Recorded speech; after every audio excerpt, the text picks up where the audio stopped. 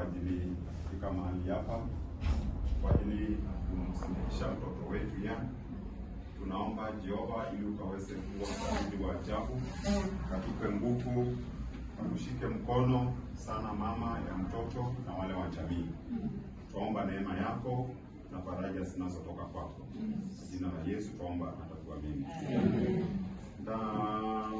Damu tena sana kana tegemea daima yote chini ya kisha Mwokozi atanitosha kwake Yesu nasimama ndiye mwamba ni salama ndiye mwamba ni salama kwake Yesu nasimama ndiye mwamba ni salama ndiye mwamba ni salama. Katika kitabu tunaweza tukaketi. Bwana Yesu asifiwe. Kitabu cha neno la Mungu, kitabu cha Wathesalonike wa kwanza kifungu cha 3, kifungu cha 4, mstari wa 13 kufika 18. Nataka tukaweze kusoma mstari huo wa Biblia, Wathesalonike wa kwanza kifungu cha 4 na mstari wa 13 kufika 18, na ninaomba kusoma. Lakini ndugu, hatutaki msijue habari sawa waliolala mauti, msije mkahuzunika kama na wengine wasio na matumaini.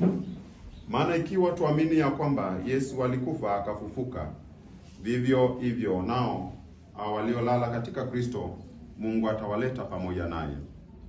Kwa kuwa tuwaambieni haya kwa neno la Bwana, kwamba sisi tulio hai tutakaosalia hata wakati wa kuja kwake Bwana, hakika hatutawatangulia wao waliokwisha kulala mauti.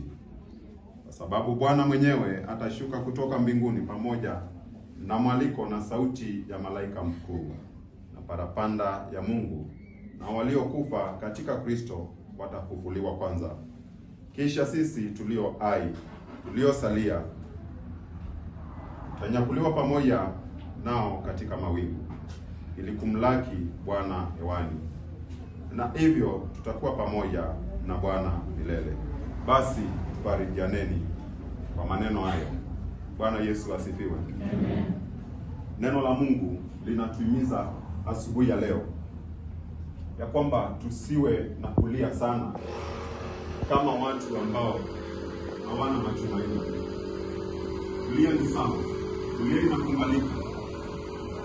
Lakini neno la Mungu linatuambia kwamba tusiwe na huzuni sana kama watu ambao hawana matumaini. Maana ikiwa Yesu alikufa akafufuka, vivyo hivyo wale waliolala katika Kristo parapanda itapigwa, na wale waliolala katika Kristo watafufuliwa kwanza. Kwa hivyo asubuhi ya leo, miguu yangu na miguu yako tujiulize, siku ya kufika ya kulala utalala ukiwa na mnangani? Tuko na nafasi mimi na wewe ya kujiuliza na kubadilika. Njia yako iko na mnangani? Maana siku ya kulala itakuja. Na ikiwa utalala na masobi, utaamka na masobi yako. Ikiwa utalala ukiwa hautaoga, utaamka ukiwa na chafu yako. Hivyo basi, neno la Mungu linatuambia ya kwamba wale waliolala katika Kristo siku ya mwisho watafufuliwa tena, na hatutawatangulia wale walilala, wao watatutangulia. Kwa sababu neno la Mungu linasema ya kwamba ikiwa tutamkumbali Kristo, ikiwa tutaweka taa yetu mafuta, ikiwa tutaweka taa yetu tayari, Saa hii una nafasi ya kutafuta taa yako iko na mafuta, maana siku ya kulala inakuja na siku ya kufufuka inakuja. Ikiwa utalala taa yako ikiwa haina mafuta, hakuna mtu atakuwekea, hakuna mtu atakutafutia ingine. Una nafasi ya kuweka taa yako mafuta saa ile tunaonana mimi na wewe. Wale wamekwisha kulala kama yeye, una nafasi ingine.